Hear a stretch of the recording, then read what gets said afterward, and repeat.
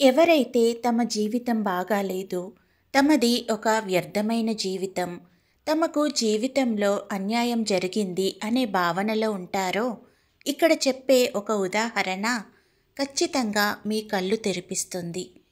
మహాభారతంలో కర్ణుడు తన జీవితానికి సంబంధించి తనకు జరిగిన అన్యాయాలు, అవమానాల గురించి శ్రీకృష్ణుడిని ఇలా అడుగుతాడు. కృష్ణ, నేను పుట్టిన క్షణంలోనే మా అమ్మ నన్ను విడిచిపెట్టింది. నన్ను అక్రమ సంతానంగా చూశారు. అది నా తప్ప?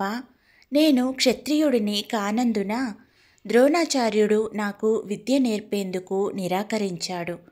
అదే సమయంలో క్షత్రియుడిని కాదు అని పరశురాముడు నాకు విద్య నేర్పాడు. కానీ నేను క్షత్రియ వంశానికి చెందిన కుంతి కుమారుడనని తెలుసుకున్నాక నేను నేర్చుకున్న విద్య అంతా మర్చిపోయేలా శాపమిచ్చాడు.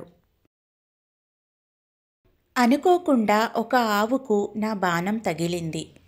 తప్పు తెలుసుకోకుండా బ్రాహ్మణుడైన దాని యజమాని నిస్సహాయ స్థితిలో నేను చనిపోతానని నన్ను శపించాడు. ద్రౌపది స్వయంవరంలో నన్ను హేళన చేశారు.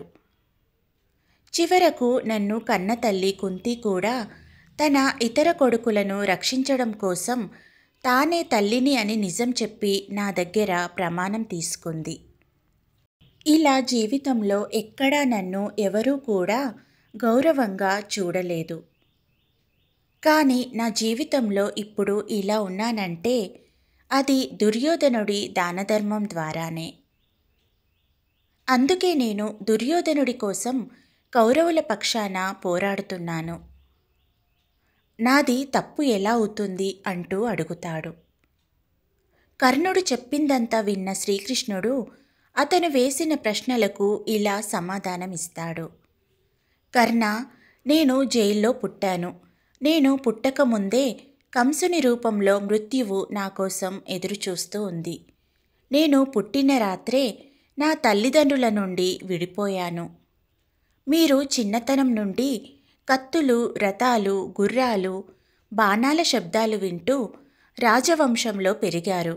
కానీ నేను ఆవు మందలతో, వాటి షెడ్లలోనే నా జీవితం ఎక్కువ భాగం సాగింది. నాకు సైనిక శిక్షణ లేదు, విద్య లేదు. పైగా ఊరిలో ప్రతి సమస్యకు కారణం నేనేనంటూ ప్రజలంతా నన్ను నిందించేవారు. మీరు అనేక విద్యలు నేర్చుకుంటూ గురువుల ద్వారా మీ పరాక్రమానికి ప్రశంసలు అందుకుంటున్న వేళ కనీసం నేను ఏ విద్యను పొందలేదు. నేను 16 సంవత్సరాల వయసులో మాత్రమే ఋషి సాందీపని గురుకులంలో చేరాను. మీరు మీకు నచ్చిన అమ్మాయిని పెళ్లి చేసుకున్నారు. కానీ నేను ప్రేమించిన అమ్మాయిని పొందలేకపోయాను. నన్ను కోరుకున్న వారిని లేదా నేను రక్షించిన గోపికలనే వివాహం చేసుకోవాల్సి వచ్చింది. జరాసంధుని నుండి మా వారిని రక్షించడానికి నేను నా సమాజం మొత్తాన్ని యమునా నది తీరం నుండి దూరంగా సముద్ర తీరానికి తరలించాల్సి వచ్చింది. ఇలా పారిపోయినందుకు నన్ను పిరికివాడు అంటూ హేళన చేశారు. నువ్వు కౌరవుల పక్షంలో ఏ యుద్ధం చేసినా నీకు దానికి ప్రతిఫలం ఉంటుంది. ఇటు పాండవుల పక్షం గెలిస్తే నాకు లభించేది ఏముంది? కేవలం నిందలు, శాపనార్థాలు. యుద్ధానికి సంబంధించిన సమస్యలు మాత్రమే నాతో మిగిలి ఉంటాయి. కర్ణ, ఒకటి గుర్తుంచుకో, జీవితంలో ప్రతి ఒక్కరికి సవాళ్లు ఎదురవుతాయి. జీవితం ఎవరికీ సులభమైంది కాదు. మనకు ఎంత అన్యాయం జరిగినా, ఎన్నిసార్లు అవమానానికి గురైనా, ఎన్నిసార్లు పడిపోయినా ఆ సమయంలో మనం ఎలా స్పందిస్తున్నామన్నదే ముఖ్యం.